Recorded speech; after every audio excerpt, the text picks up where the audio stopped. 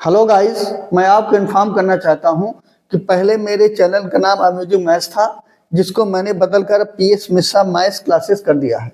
मुझे ये इसलिए करना पड़ा कि कई लोगों ने मुझे ये इन्फॉर्म किया कि सर्च करने पे यूट्यूब पर सर्च करने पर यह चैनल दिख नहीं रहा है। अब आप इसको जब सर्च करेंगे तो आपको दिखेगा। धन्यवाद। हेलो गाइस, मैं प्रेम शंकर मिश्रा, सेवानिवृत्त अपर सांख्यिकी अधिकारी। आज हम एक द्विघात समीकरण पर बात करते हैं। तो द्विघात समीकरण होता क्या है? जैसे कि हमारे इससे स्पष्ट है शब्द से द्विघात। द्वि का मतलब दो और घात का मतलब घात, पावर। तो कोई हमारे पास जो इक्वेशन होती है चर में होती है, चर और अचर दोनों होते हैं, उसमें कांस्टेंट भी वेरिएबल भी। एक्स वाई जेड को हम जनरली वेरिएबल के रूप में लेते हैं, चर के रूप में। ए बी सी डी को हम कांस्टेंट के रूप में लेते हैं, जिनको हम नेतांक जो भी कहिए आप। तो हम जब लेते हैं तो इसमें हमको करना क्या है? अब देखिए, जैसे एक इक्वेशन हमारी है कि x square plus 2x plus 3 equal to 0। तो यहाँ हम देख रहे हैं कि x हमारी क्या है? इसकी घात 2 है। चर हमारा x है, इसकी घात 2 है, इसलिए ये द्विघात समीकरण है। तो द्विघात समीकरण में आपको जो वेरिएबल है एक्स वाई जेड, जो भी वेरिएबल, यहाँ x में इक्वेशन है चर की, तो x की घात 2 है जिसमें है, इसलिए ये है। अगर इसकी घात ज्यादा हो, मान लो कोई और टर्म होता तो नहीं होती, या ये टर्म ना होता, केवल इतना होता तब भी नहीं होती। हम नीचे जो उदाहरण ले रहे हैं उनसे भी हम समझेंगे। तो पहला उदाहरण हम ले रहे हैं x प्लस 1 का whole square equal to 2x plus 4। पहला उदाहरण हमने लिया। हमको देखना है कि ये हमारा द्विघात समीकरण है या नहीं है। तो हम इसको क्या करेंगे? इसका होल स्क्वायर करेंगे। आपको पता ही formula, x square plus 2x plus 1 equals to 2x plus 8। अब हमको स्टैंडर्ड फॉर्म में लाना है। स्टैंडर्ड फॉर्म क्या होता है मैं आपको बता देता हूँ। स्टैंडर्ड फॉर्म होता है x square plus b x plus c equal to 0। ये हमारा स्टैंडर्ड फॉर्म होता है। स्टैंडर्ड फॉर्म में क्या है? ए बी सी कांस्टेंट है, नितांक है। ए क्या है? एक्स स्क्वायर का कोफिशिएंट है, यानी गुणक है। एक्स क्या है? बी क्या है? एक्स का गुणक है।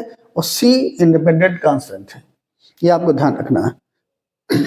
अब यहाँ पे देखिए, हम इसको स्टैंडर्ड फॉर्म लाने के लिए राइट हैंड साइड को लेफ्ट हैंड साइड ट्रांसफर करेंगे। तो हमारा क्या हो जाएगा? X square plus 2x plus 1 minus 2x minus 8 equal to 0। तो ये हमारी इक्वेशन क्या आ जाएगी? एक्स स्क्वायर, ये हमारे प्लस 2 माइनस करके x square minus 8 equal to 0। तो ये क्या है? ये हमारी द्विघात समीकरण है, क्वाड्रेटिक इक्वेशन है, क्योंकि हमारी जो चर है x है, इसकी घात 2 यहाँ पे मिल रही। अब दूसरा क्वेश्चन हम देखते हैं। दूसरा क्वेश्चन हमारा है x प्लस 1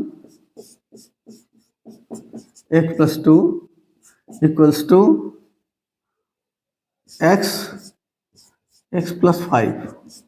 दूसरा क्वेश्चन हमने ये लिया। हमें ये देखना है कि ये क्वाड्रेटिक इक्वेशन है कि नहीं है। तो इसके लिए देखो, ये साइड हम मल्टीप्लाई करके भी पता कर सकते हैं, आप जैसे करते होंगे। लेकिन दो ब्रैकेट्स अगर हैं तो इनको हल करने के लिए फार्मूला होता है। मैं आपको उससे आप डायरेक्ट लिख सकते हैं। तो फार्मूला क्या होता है? X plus alpha x plus beta equal to x square plus alpha plus beta, alpha plus beta x plus alpha into beta. ये हमारा फार्मूला होता है। हम इससे सीधे ले सकते हैं। अगर दो ब्रैकेट्स हैं उनको डायरेक्ट लिख सकते हैं ऐसे। तो हम इसका प्रयोग करके लिख रहे हैं। आप चाहें तो मल्टीप्लाई करके भी निकाल सकते हैं। तो क्या हो जाएगा? X square plus 3x plus 2 equal to x square plus 5x। अब हमको स्टैंडर्ड फॉर्म में लाने के लिए क्या करना पड़ेगा? इसको इधर ट्रांसफर करना पड़ेगा left hand side. Right hand side हमेशा हमको 0 रखना है। तो क्या हो जाएगा? X square plus 3x plus 2 minus x square minus 5x equal to 0। तो यहाँ हमारी इक्वेशन क्या मिल रही है? ये मिल रही है हमारी, देखिए, एक्स स्क्वायर ये कैंसिल हो गए, x square positive negative cancel हो गए, और 3x माइनस 5x है। तो यहाँ हमको मिल जाएगा minus 2x plus 2 equal to 0।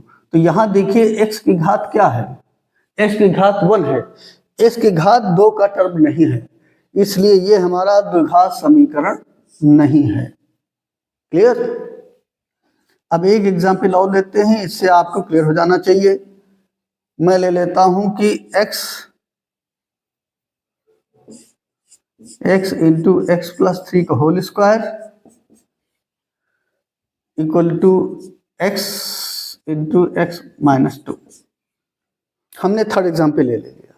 हमें इसको चेक करना है कि है कि नहीं है इक्वेशन। तो हमने क्या किया कि इसका स्क्वायर किया पहले, x square plus 6x plus 9 equals to x square minus 2x।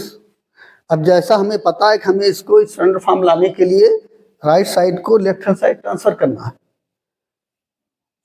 तो हमारा इसको ब्रैकेट ओपन कर दे तो क्या हो जाएगा, x cube plus 6x square plus 9x equals to, हमको इधर ट्रांसफर करना है तो minus x square plus 2x equals to 0। अब इसको हम देख लें, जहां सेम टर्म हम उनको सिंप्लीफाई कर लें।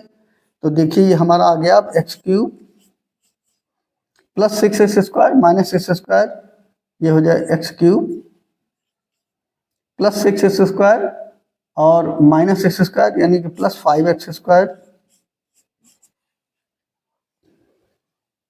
और x का टर्म क्या है, plus 9x plus 2x plus 11x equals to 0। अब यहाँ देखिए हमारी क्वाड्रेटिक इक्वेशन क्या है, ये सॉरी ये जो क्वेश्चन हमारी दी है क्वाड्रेटिक नहीं है। क्यों? यहाँ x की घात कितनी दी हुई है, 3 दी हुई है, x की घात 2 तो है हमारे पास, लेकिन इससे ज्यादा भी है, x की घात 3 भी है, इसलिए ये क्यूबिक इक्वेशन है, क्वाड्रेटिक इक्वेशन नहीं है, ये हमारा द्विघात समीकरण नहीं है। अगर ये टर्म ना होता, ऐसा कुछ दिया होता कि ये टर्म ना होता, तो हमारा ये क्वाड्रेटिक इक्वेशन हो जाता। अब हम देखेंगे कि हमारे दैनिक जीवन में आने वाली परिस्थितियों को हम किस तरह से द्विघात समीकरण के रूप में व्यक्त करेंगे। तो यहाँ देखिए हमने क्वेश्चन लिया है, एक आयताकार भूखंड का क्षेत्रफल 528 मीटर स्क्वायर है, क्षेत्रफल की लंबाई चौड़ाई के दुगने से 1 अधिक है। हमें भूखंड की लंबाई और चौड़ाई ज्ञात करनी है, तो इसके लिए हमें एक द्विघात समीकरण की आवश्यकता है। तो इसका सॉल्यूशन देखिए कैसे होगा। माना भूखंड की चौड़ाई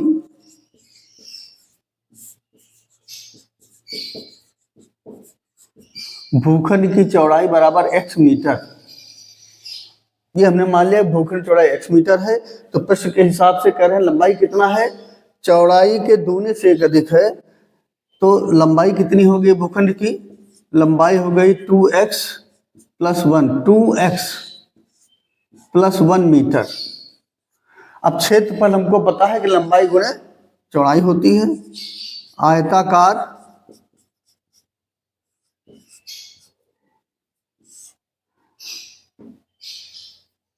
आयताकार भूखंड का क्षेत्रफल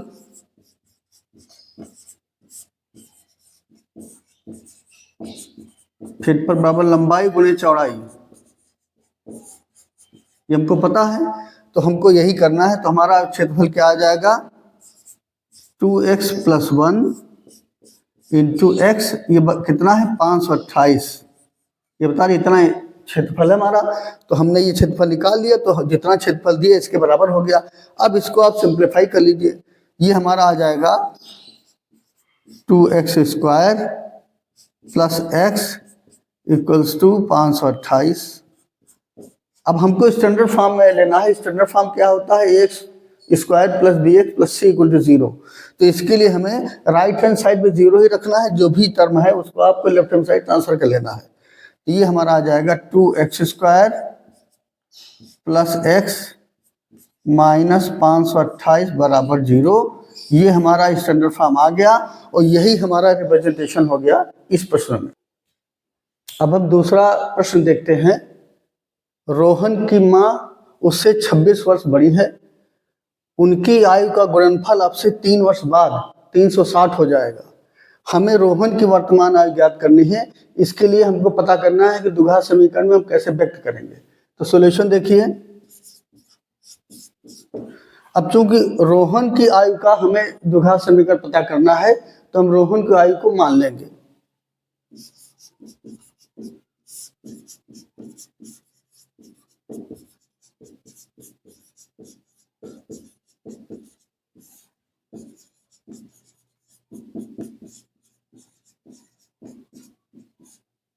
हमने मान लिया कि रोहन की वर्तमान आयु कितनी है, x वर्ष है, और माँ उससे 26 वर्ष बड़ी है, तो माँ की वर्तमान आयु कितनी हो जाएगी, माँ की वर्तमान आयु बराबर x प्लस 26 वर्ष, क्योंकि माँ उससे 26 वर्ष बड़ी है, तो x प्लस 26 वर्ष ये माँ की वर्तमान आयु हो जाएगी। अब कह रहे हैं 3 वर्ष पश्चात दोनों की आयु का गुणनफल 360 होगा, तो हम देखेंगे 3 वर्ष पश्चात इन दोनों की आयु क्या हो जाएगी, 3 वर्ष बढ़ जाएगी। 3 वर्ष पश्चात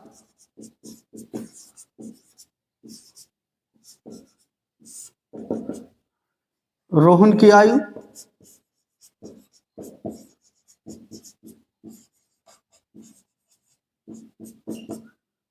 x प्लस 3 वर्ष, माँ की आयु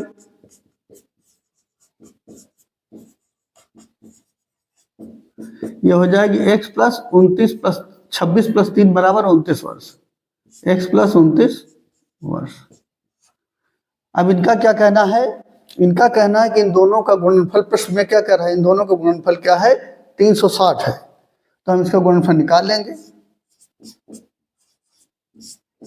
x प्लस 3 x प्लस 29 बराबर 360, ये हमारा समीकरण अभी शुरू हुआ है। अब इसको हम गुणा करके भी निकाल सकते हैं इनका मान इक्वेशन का, या फिर इसके लिए एक फार्मूला होता है, मैं लिख देता हूँ, आप उससे सीधे डायरेक्ट ले सकते हैं। फार्मूला क्या होता है, x plus alpha x plus beta equal to x square plus alpha plus beta x plus alpha beta plus alpha into beta, ये हमारा एक फार्मूला होता है। तो हम इसको प्रयोग करके सीधे इसका मान लिख सकते हैं, तो हम इसका प्रयोग करके मान लिखते हैं। देखिए क्या आता है, यह आ जाएगा एक्स स्क्वायर प्लस 29 3 32x और प्लस इन दोनों का गुणनफल हो जाएगा 3 गुणे 29 कितना हो जाएगा 87 बराबर 360। अब हमको करना क्या है, हमको स्टैंडर्ड फॉर्म में लिखना है। स्टैंडर्ड फॉर्म हमारा क्या है, x square plus b x plus c equal to 0। तो स्टैंडर्ड फॉर्म के लिए हम क्या करेंगे कि इसको हम यहाँ पर इसको हम लेफ्ट हैंड ट्रांसफर कर लेंगे। तो यहाँ से क्या आ जाए, लेफ्ट हैंड ट्रांसफर करने पर x square plus 32x plus 87 minus 360 बराबर 0। अब देखिए, अब यहाँ पे क्या हो जाएगा, अब आप देखिए हमको क्या करना है, 360 और 87 का अंतर लेना है। 360 में से 87 घटा देंगे, और चूंकि 360 बड़ा है तो इसका जो चिन्ह है यानी माइनस लग जाएगा, चूंकि 360 बड़ा है। तो 360 में से हमने 87 घटाया, यह आया 3, यह आया 7 और 273 आया। तो यहाँ हमारी इक्वेशन क्या आ जाएगी, x square plus 32x minus 273 बराबर 0। यही हमारा रिप्रेजेंटेशन क्वाड्रेटिक इक्वेशन में द्विघात समीकरण के फॉर्म में इस प्रश्न का रिप्रेजेंटेशन हमारा यही हुआ। अब हम एक क्वेश्चन और देखते हैं कि हम कैसे दैनिक परिस्थितियों को क्वाड्रेटिक इक्वेशन फॉर्म में हम ला सकते हैं। यहाँ पे प्रश्न ये है कि एक रेलगाड़ी 480 किलोमीटर की दूरी समान चाल से तय करती है, यदि इसकी चाल 8 किलोमीटर प्रति घंटे कम होती तो वह दूरी तय करने में 3 घंटे अधिक समय लेती। हमें रेलगाड़ी की चाल ज्ञात करनी है, तो इसको ज्ञात करने के लिए हमें क्या चाहिए, द्विघात समीकरण ज्ञात करना है। इसका सॉल्यूशन देखिए,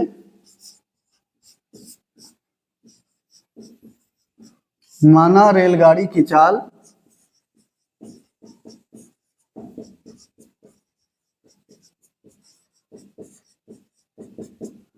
बराबर u किलोमीटर पर आवर।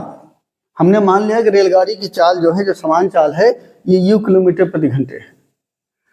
तो और दूरी कितनी दी हुई जो तय करनी है, दूरी बराबर 480 किलोमीटर। 480 किलोमीटर दूरी है। अब हमको समय का फॉर्मूला पता है कि समय, चूंकि समय की बात हो रही है ना, हमको समय निकालना है। दूरी और चाल से हम समय निकाल सकते हैं। तो समय का फॉर्मूला क्या है, समय बराबर दूरी बटे चाल। हम इस फॉर्मूले का प्रयोग करेंगे यहाँ पर। तो जब रेलगाड़ी समान चाल से चल रही u किलोमीटर प्रति घंटे से, तो 480 किलोमीटर दूरी तय करने में कितना समय लेगी। मैंने मान लिया कि समय वो t1 है। तो t1 बराबर 480 बटे u, ये क्या हो गया, घंटे। इतने घंटे हो गया। समय घंटे में होता है, यहाँ पे चाल चूंकि किलोमीटर प्रति घंटे है तो समय घंटे में आएगा। तो इतने घंटे हो गया। अब अगर 8 किलोमीटर चाल कम होती तो चाल, रेलगाड़ी की चाल क्या हो जाती,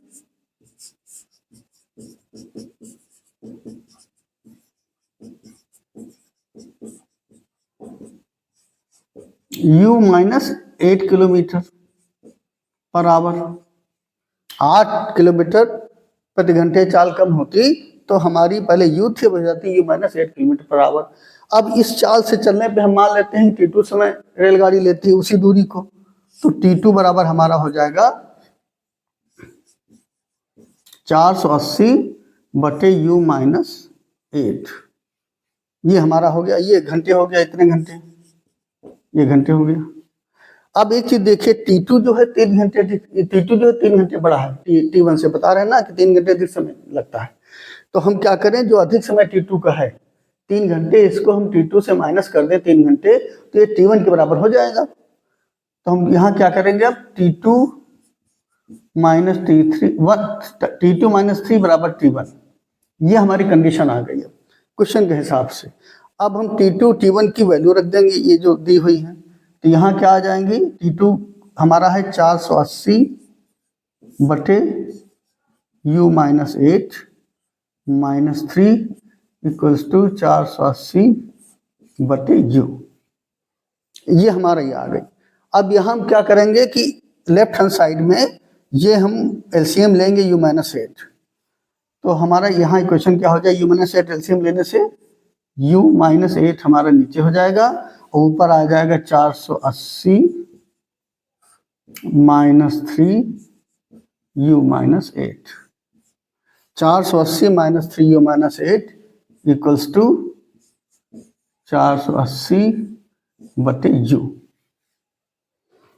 अब यहाँ पे हम क्या करेंगे, क्रॉस मल्टीप्लाई करके सॉल्व करने के लिए आपको पता है कि ये ऐसे मल्टीप्लाई होगा ऐसे, और ये वाला ऐसे मल्टीप्लाई होगा, ये इक्वल टू साइन है, ये हमारा क्रॉस मल्टीप्लाई करेंगे। तो क्रॉस मल्टीप्लिकेशन से हमको यहाँ क्या मिल जाएगा, अब देखिए हम मल्टीप्लाई करते हैं और इस ब्रैकेट को भी साथ में खोलते हैं। तो 480 u मिल गया, मल्टीप्लाई किया, ये माइनस 3u आएगा, ये ब्रैकेट ओपन करेंगे और into u minus 3u square, और ये होगा plus 24, minus minus plus 24, minus minus plus 24, तो प्लस 24u और ये बराबर हो जाएगा 480u माइनस 480 गुणे 8, जो भी यहाँ वैल्यू आएगी। अब ये देखिए कि 480u ये और 480u ये बोथ साइड है तो कैंसिल हो जाएंगे ये। अब जो हमारी इक्वेशन बच रही है तो क्या बचेगी, minus 3u square plus 24u equals to minus, अब 8 से मल्टीप्लाई करिए, ये आ गया 0, 8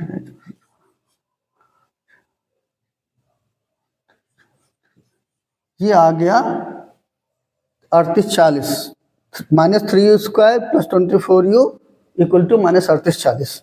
अब देखिए कि ये 3 से डिविजिबल है, 3 है, 24 3 से डिविजिबल है, हमको इसे देखना है 3 से डिविजिबल है कि नहीं। तो 3 की डिविजिबिलिटी टेस्ट क्या होती है कि सभी डिजिट्स को जोड़ दीजिए किसी नंबर के, अगर उनका योगफल जो है वो 3 से डिवाइड हो रहा है तो डिवाइड है। यहाँ देखिए 3 11 15 यानी 3 से डिवाइड हो रहा है तो ये भी डिवाइड है, तो हम 3 से डिवाइड कर देंगे। और साथ में ये चलिए पहले अच्छा वही करते, 3 से डिवाइड करते, फिर एक साथ करने में आप गड़बड़ा सकते हैं। तो हमने 3 से डिवाइड किया तो आया -u² plus 8u equals to -3 1 जा 3, 3 2 जा 6, 3 8 जा 4, -1280 आ गया। अब यहाँ देखिए हमको इन सब को एक साइड लाना है, वो करने के लिए स्टैंडर्ड फॉर्म जो हमारा होता है ax² + bx + c = 0। तो स्टैंडर्ड फॉर्म लाने के लिए हमको एक साइड लाना है, तो हम इनको उस साइड ले जाते हैं जो हमको u को पॉजिटिव करना है। तो ये क्या हो जाएगा, इधर जाएंगे तो u पॉजिटिव हो जाएगा u², और 8u जो है 8u है, 8u, ये 8u जो है ये निगेटिव हो जाएगा जा करके। तो हमको फाइनल इक्वेशन क्या बनेगी, u² - 8u और -1280 बराबर 0।